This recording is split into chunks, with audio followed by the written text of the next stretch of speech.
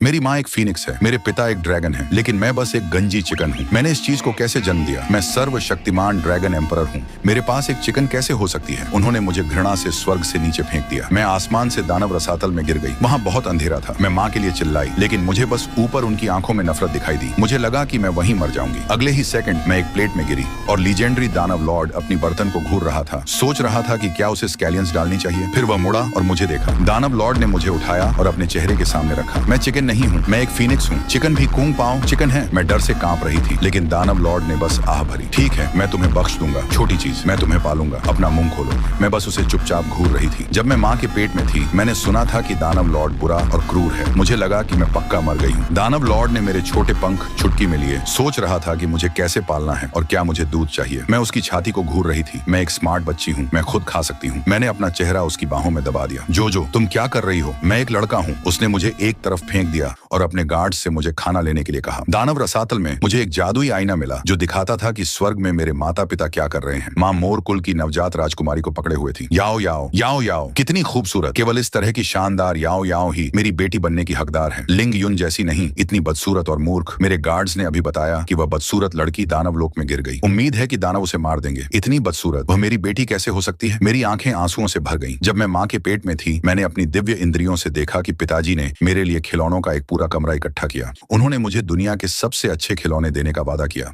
वह उन खिलौनों को पाने के लिए कई बार घायल भी हुए।